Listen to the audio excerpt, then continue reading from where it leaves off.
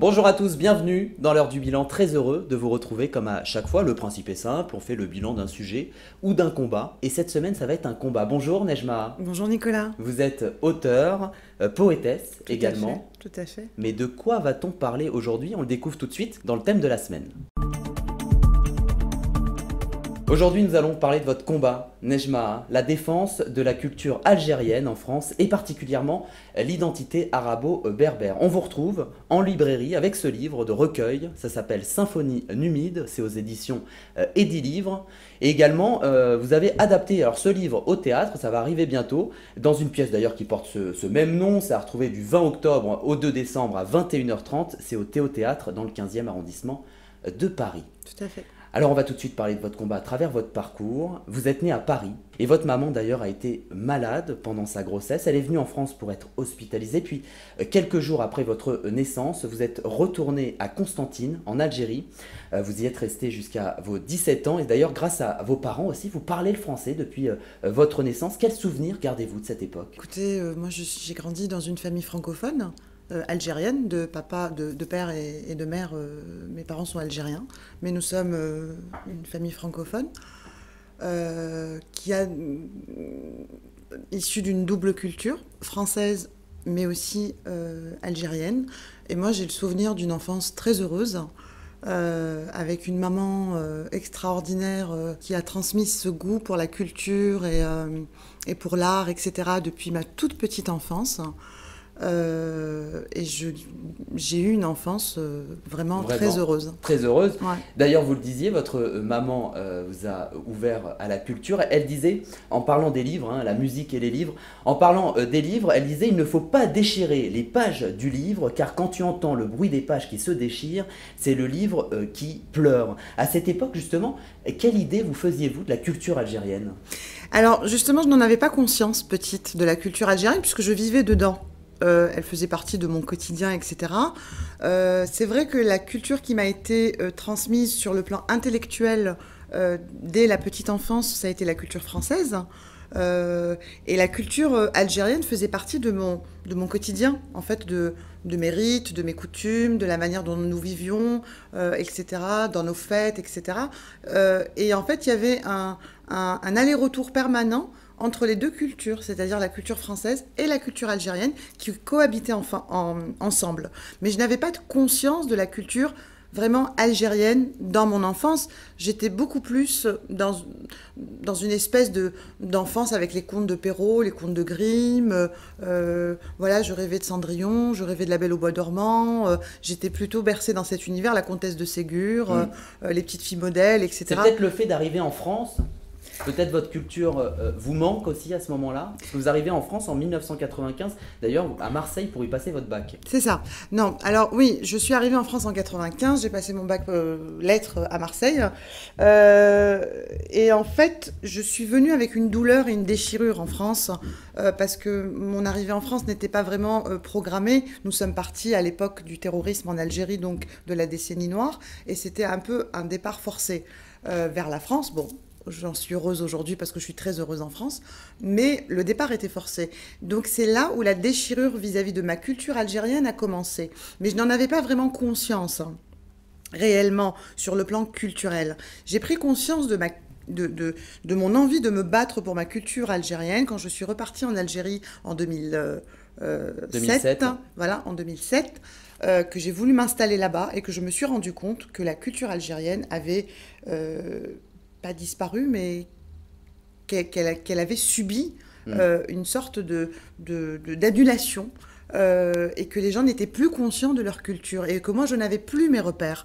Et c'est à ce moment-là que j'ai pris conscience de ma culture algérienne. En fait. Et d'ailleurs, à cette époque, vous étiez journaliste culturel pour la presse écrite. Et c'est aussi votre grand-mère qui joue un rôle important aussi, parce qu'après l'indépendance de l'Algérie, les Français et les coopérants venaient chez elle. Tout à fait. Vous pouvez nous en dire plus? Oui, ça a été un déclic à ce moment-là aussi, Nejma. Peut-être pas un déclic, Parce que j'en étais pas consciente. En fait, je le vivais, c'était mon quotidien, mais Ouais. je m'en suis rendu compte après, à l'âge adulte. Mais l'enfance avec ma grand-mère, c'était une enfance fabuleuse parce que Mémé recevait effectivement chez elle tous les coopérants, tous les agrégés de lettres, de philo, enfin tous les médecins, etc., qui venaient travailler en Algérie. Leur point de chute, c'était chez ma grand-mère. Mm. Et moi, j'ai grandi dans ce monde multiculturel, franco-algérien, mais pas que, parce qu'il y avait aussi des Russes, parfois des Tchèques, qui venaient chez ma grand-mère, etc. Et j'ai grandi dans ce monde, en fait, où tout le monde était là, et un monde où la culture était très importante. Et c'est vrai que en 2015, vous sortez ce livre, hein, je le remonte à nos téléspectateurs, ça s'appelle Symphonie numide aux éditions Edilivre. Alors c'est vrai que c'est un livre de poèmes. J'ai adoré le lire, il faut que je le dise aussi aux téléspectateurs, c'est très agréable à lire. D'ailleurs, il y a un poème qui m'a particulièrement marqué, ça s'appelle Henna, hein, c'est ça. Ouais. Alors je cite quand même quelques mots, parce qu'il faut quand même aussi donner envie à nos téléspectateurs de le lire, ce livre. Nostalgique de tes mots et ton monde berbère, je rêve de tes contes en plein jour, moi la mer. Je te chante, ô berbère, tu me hantes par tes vers, te décrire me soulage, viens me voir car j'enrage. C'est vrai, pourquoi avoir choisi la poésie pour défendre la culture algérienne, Nejma? Alors Nicolas, je ne l'ai pas du tout choisi, vous savez. Ouais. Moi, je suis rentrée en 2007 en France, après mon séjour en Algérie, où j'étais bouleversée, j'étais anéantie. Par le choc que j'ai subi là-bas, de me rendre compte que ma culture avait quasiment disparu. Et j'ai eu envie d'écrire. Et en fait, quand j'ai commencé à écrire, c'est venu en poésie. Mais je ne l'ai pas Donc c'est choisi. venu tout seul. C'est venu tout seul. Dès que vous avez commencé J'ai à commencé poser à le stylo écrire. sur votre papier. Enfin, le curseur sur l'écran plutôt, parce que j'écrivais sur l'ordinateur. Oui, c'est vrai que maintenant les ordinateurs existent. Voilà. Mais non, c'est venu tout seul et c'est venu en forme poétique. Mais c'est pas du tout quelque chose que j'ai choisi. Pas du tout Non. choisi. Alors j'ai vu également dans votre parcours, vous êtes présidente d'une association, ça s'appelle Voix du Monde, vous l'avez créée en février 2017. Alors c'est vrai que c'est une association qui a pour but de promouvoir des artistes, de toutes sortes hein, d'ailleurs, des artistes d'origine étrangère, mais en connexion avec la France. Tout à Et fait. ça vous tient à cœur, Nejma. Absolument, parce que moi je suis très très attachée à l'Algérie, comme vous le savez bien, mais je suis aussi très attachée à la France et que je vis en moi une double culture, je dirais pas parfaite, c'est jamais parfait, mais assez harmonieuse à l'intérieur de mon être. Et que je suis très attachée aux valeurs françaises et à la République française. Et je pense qu'aujourd'hui, la France est l'un des rares pays qui est capable d'accueillir en fait la culture de l'autre et de pouvoir préserver ces patrimoines qui sont en train de partir et de disparaître dans des pays comme l'Algérie ou dans le monde arabe, etc. Je crois qu'aujourd'hui, la France, ou autre d'ailleurs, pas que dans le monde arabe, est capable, de par son background culturel, d'accueillir ces cultures et de les préserver. Parce qu'il y a quelque chose d'universel en France, qu'il y a peut-être moins dans d'autres pays. Et c'est pour ça que pour moi, c'est important que ces cultures soient en connexion avec la culture française, qui est une sorte de protectrice de ces cultures quelque part. Voilà. Et Enfin, d'ailleurs, pour moi. vous avez comme objectif aussi de s'ouvrir à d'autres cultures Dans mon association ? via votre association. Absolument. C'est-à-dire que Alors là, vous en êtes où à ce niveau-là quelle peut-être autre culture souhaiteriez-vous atteindre? Alors, j'ai pas d'idée précise. Alors, moi, je suis à la fois intéressée par les cultures du Maghreb, évidemment, mais aussi par les cultures scandinaves, parce que j'ai fait un parcours en Scandinavie il y a quelques années où j'ai habité la Finlande pendant 3 ans. Et donc, j'ai travaillé dans une galerie d'art scandinave aussi il y a quelques années à Strasbourg. Et donc, je suis très intéressée par les cultures du Nord aussi. Et il y a une résonance qu'on ne va pas développer aujourd'hui parce que c'est trop complexe, entre les cultures du Nord et les cultures du Maghreb. Dans l'art et la tradition populaire, il y a des choses qui se rejoignent. Quand nous connaissons bien, par exemple la culture finlandaise que je connais pas mal, moi j'ai trouvé des résonances entre la culture finlandaise et la culture algérienne. Finalement, ce que vous nous dites, Nejma, c'est que à travers différentes cultures, il y a aussi plusieurs connexions qui sont liées également à la culture maghrébine. Alors, je ne sais pas si c'est plusieurs. En tout cas, d'après mon expérience, effectivement, moi, j'ai pu constater, grâce à mon séjour en Scandinavie et précisément en Finlande, parce que j'ai vécu dans un écomusée en Finlande à la mode 1845, donc j'ai vraiment vécu l'art et la tradition populaire finlandaise. j'ai trouvé des connexions entre la culture particulièrement berbère et la culture finlandaise. Dans la manière, dans certains rites de mariage, par exemple, dans la manière de préparer le trousseau pour la mariée, dans certains rites, dans certaines fêtes, etc. Il y a des échos, en fait, qui se faisaient entre la culture berbère et la culture finlandaise. Et ça m'avait interpellée, effectivement. Et donc, dans Voix du Monde, je suis effectivement intéressée de m'étendre aussi vers des cultures comme ça, comme la culture scandinave, la culture finlandaise ou suédoise ou danoise, ou même africaine aussi, l'Afrique noire. En fait, je suis intéressée par plein de choses. Je suis intéressée par plein de choses parce que j'ai fait un parcours d'anthropologie en plus. Moi, j'ai fait des études d'anthropologie. Plusieurs bagages dans voilà, votre parcours. Donc j'ai plusieurs bagages, effectivement. Et le côté anthropologue prend toujours le dessus et fait que je ne peux pas me cantonner et m'intéresser qu'à ma culture d'origine. C'est-à-dire, je pars de ma culture d'origine pour la faire connaître, parce que je pense qu'elle est méconnue, malheureusement. Donc, mon travail aujourd'hui, c'est de faire connaître la culture algérienne. À travers votre association, à travers mon association, mon livre, la pièce de théâtre, etc. Mais l'objectif, c'est de s'étendre à toutes les cultures. Voilà. Alors justement, Nejma, on va parler de cette pièce de théâtre qui arrive. Vous avez finalement décidé, je remonte ce merveilleux livre, vous avez décidé d'adapter ce livre au théâtre. Alors c'est à partir du 20 octobre jusqu'au 3 décembre, c'est tous les vendredis et samedis à 21h30. D'ailleurs ça s'appelle pareil, Symphonie numide. Alors c'est vrai que mêlant poésie, mythologie berbère, musique arabo-andalouse également, vos textes seront interprétés par 3 comédiennes, c'est bien ça Nejma? Tout à fait, oui. Donc nous avons un metteur en scène, brillant d'ailleurs, qui est Marc P, voilà, c'est son nom d'artiste. Khalil Redouane également. Khalil Redouane qui est guitariste, guitariste, qui est à la guitare. Et nous avons 3 merveilleuses comédiennes qui sont Amélie, Amina et Asia. Et même au sein de notre troupe de théâtre, nous avons cette diversité, puisque nous avons une comédienne franco-syrienne, une franco-française et une franco-algérienne qui interpréteront donc les rôles de femmes dans Symphonie numide. Ça n'a pas été trop compliqué d'adapter ce livre au théâtre? Parce que c'est vrai que quand on le lit, c'est beaucoup de poèmes. Ça n'a pas été compliqué, cette transition? Alors, je pense que c'est une question qu'il faut précisément poser au metteur en scène, parce que moi, je n'ai pas fait la mise en scène. Mais je pense qu'il a dû beaucoup travailler, ça c'est certain. Il a dû beaucoup travailler avec les filles.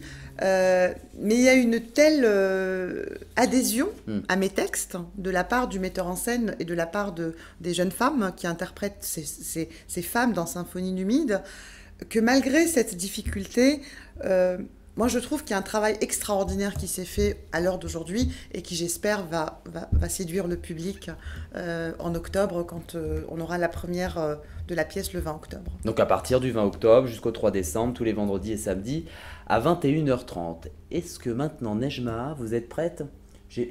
Dans la prochaine rubrique, j'ai flouté des gens, vous allez voir. Vous êtes prête à deviner qui c'est? Je suis pas très forte à ce jeu, mais bon. Eh bien, on passe tout de suite au devine qui c'est. Dans le devine qui c'est, le principe, effectivement, je vais vous montrer des photos avec des visages floutés. À vous de deviner de qui il s'agit. Évidemment, c'est lié au thème du jour. Hein, c'est toujours lié au thème de l'émission. Avez-vous deviné de qui il s'agit ou pas du tout? Alors, un petit indice, un écrivain algérien qui a 49 ans.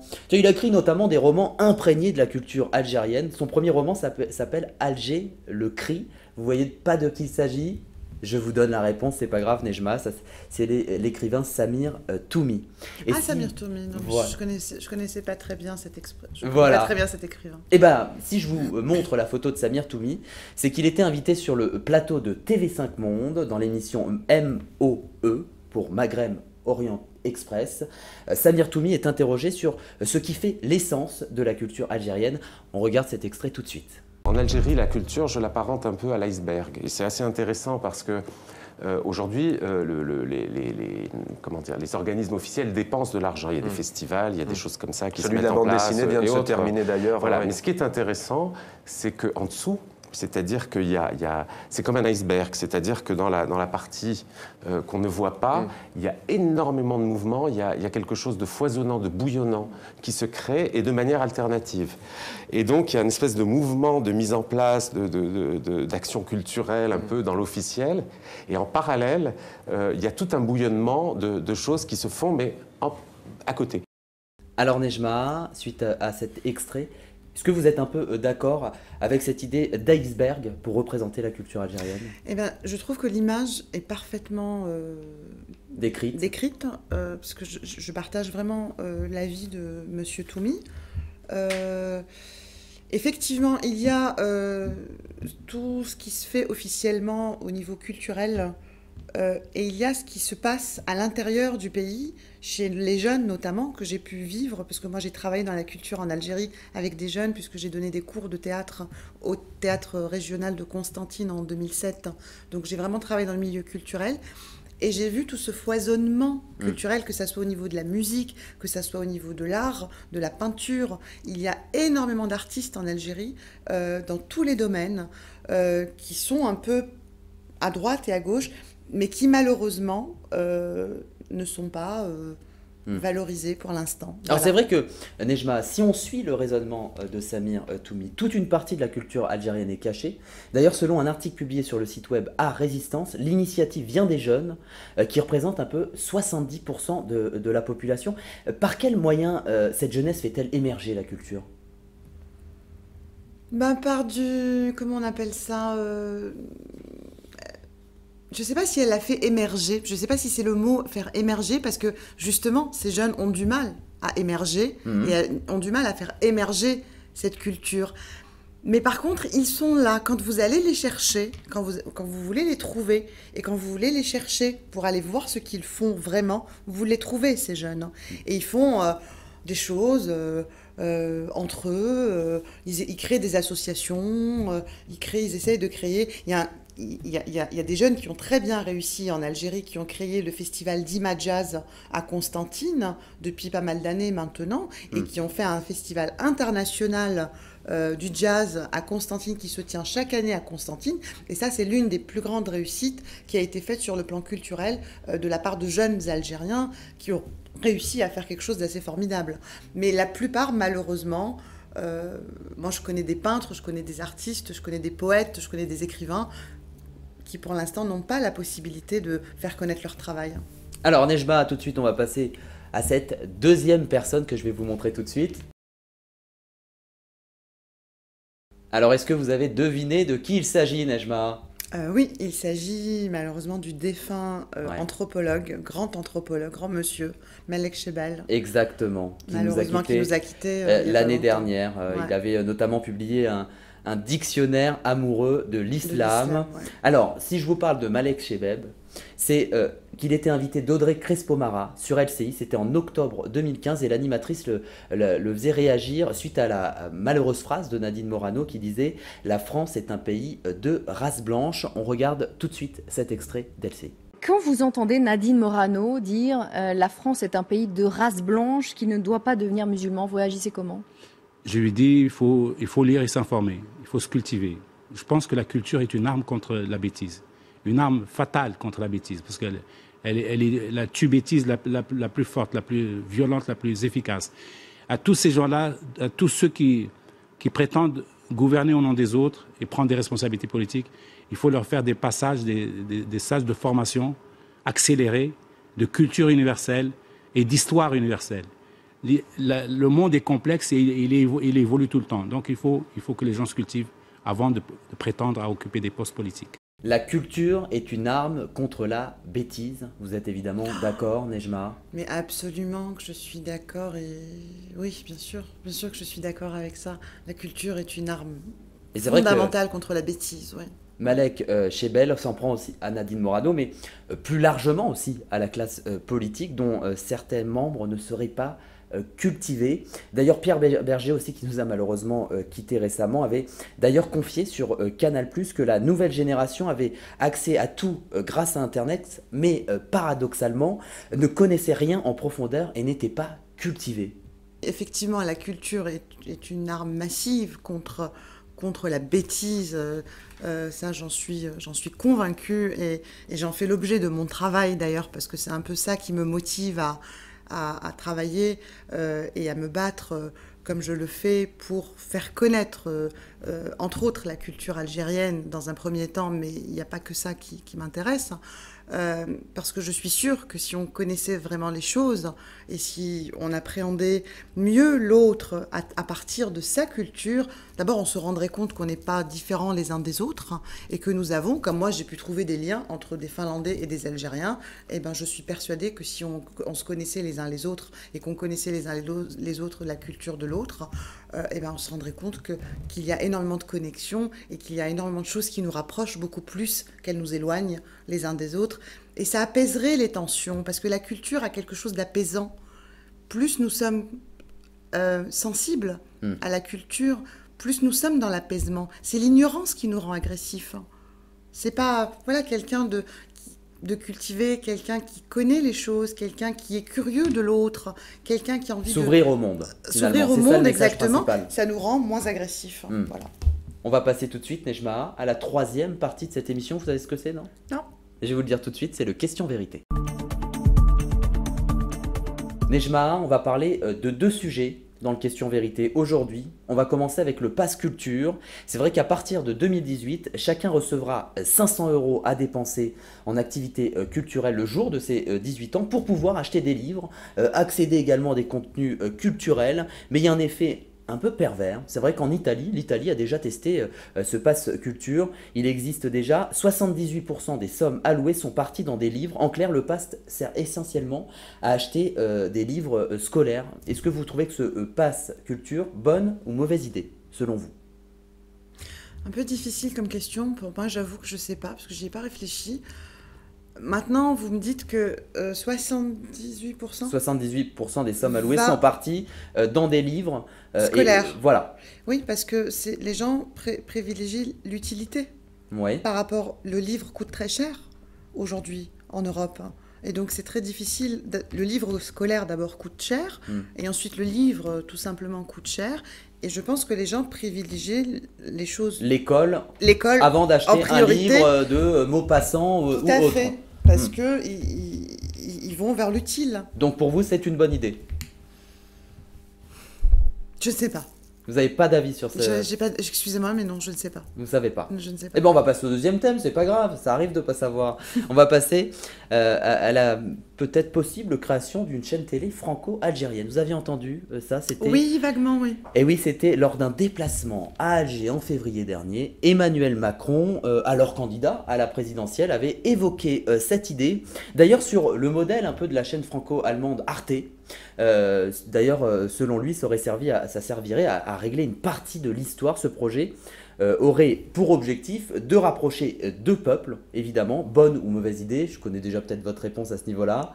Je pense que c'est une bonne idée. Une bonne idée? Ouais. Moi, je suis tout à fait ravie de ce genre d'initiative, et je crois que c'est une très très bonne idée. Est-ce que vous, à travers votre combat, vous allez être attentive à ce que ce soit vraiment appliqué, puisque là on est en février, Emmanuel Macron est à ce moment-là candidat à l'élection présidentielle, pas sûr que ça se fasse. Vous, à travers votre combat, vous allez être aussi attentif à cette proposition qu'avait fait le président de la République?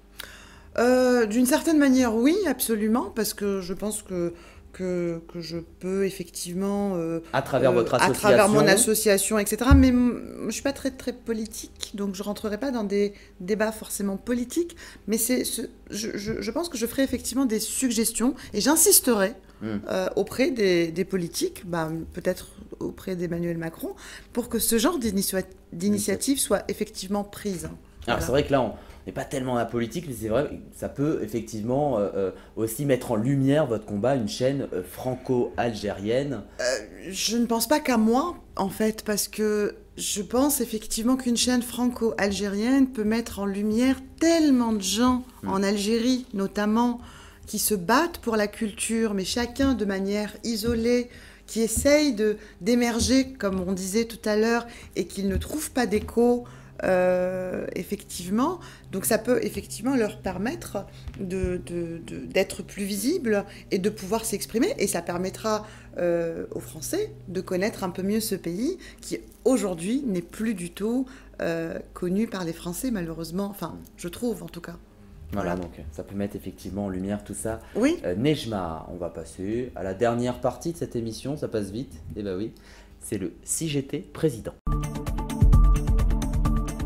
Et dans le Si j'étais président, j'ai envie de vous connaître un petit peu autrement. Justement, notamment si vous étiez élue présidente de la République, quels seraient vos premiers réflexes? Déjà, j'aurais voulu savoir, votre première loi, Nejma, si vous étiez à la tête de l'État aujourd'hui. Je ne sais pas si je penserais à une loi, parce que moi je suis intéressée par l'école et la culture. Donc ce serait lié à l'école et la culture. Ça serait lié à l'école et la culture. Et à l'école, la première chose en fait que je ferais, je pense, c'est d'imposer, c'est vraiment d'imposer à l'enseignement secondaire l'enseignement du droit constitutionnel comme matière fondamentale, et non plus que le droit constitutionnel soit réservé ou optionnel ou soit qu'à la fac de droit, etc. Mais que ça soit vraiment une matière fondamentale de l'enseignement secondaire à partir de la seconde. Pourquoi ? Parce que j'estime que la première chose qu'il faut enseigner aux jeunes aujourd'hui, c'est la citoyenneté et la connaissance des institutions du pays dans lequel ils vivent. Ce qui fait partie de la culture, finalement, tout se rapproche. Et qui fait partie de la culture, effectivement. Voilà, donc je pense que le droit constitutionnel, pour moi, est l'une des choses que j'imposerai au lycée. Tiens, votre premier voyage, Nejma? Ah bah je pense que je le ferai en Algérie. Ah bah ouais, alors là quand j'ai écrit cette question, je me suis dit, si elle me sort les États-Unis ou quoi que ce soit, ça n'irait plus du tout dans le thème de l'émission. Évidemment, l'Algérie. Est-ce que vous auriez une nouvelle façon de vous habiller? Est-ce que vous trouvez finalement qu'à la tête de l'État, on est habillé un peu trop chic? Vous seriez plutôt une présidente fun, vous? Non, pas du tout. Moi, je suis assez classique pour ce genre de fonction. Alors, je veux bien être très excentrique en tant qu'artiste, et j'ai cette liberté en tant qu'artiste de pouvoir être excentrique, mais je pense qu'il faut respecter les choses. Moi, je suis assez conformiste, et que voilà, quand on est président de la République ou quand on est député, on se doit d'avoir un certain maintien, et je pense que c'est important. Voilà. Tiens, c'est vrai que si vous étiez présidente de la République, Nejma, évidemment, il y aurait un Premier ministre, mais est-ce qu'il y aurait une personne que vous souhaiteriez voir absolument au gouvernement? Une personne connue? N'importe, qui vous voulez. Bonne question. Une personne au gouvernement... Alors ça aurait pu malheureusement être Malek Chebel, mais aujourd'hui il n'est plus là. Je sais pas, En tout cas, quelqu'un qui est en lien avec votre combat, la défense de la culture algérienne. Ah, Beyouna, tiens. Ça serait marrant. Ah, je l'adore. Beyouna, l'actrice. Et ben voilà, on pourrait mettre Beyouna au gouvernement. Ah bah ça pourrait être pas mal. Ça pourrait être pas mal drôle. Vous la verriez dans quel ministère? Eh ben, je sais pas. De la culture. Qui soit lié... Allez. Non, plutôt lié aux femmes en fait. Ouais, le combat des femmes. Plutôt le combat des femmes, parce que c'est une femme qui s'est beaucoup battue, Beyouna. Donc je pense que oui, le combat des femmes, Beyouna, ça serait pas mal, ouais.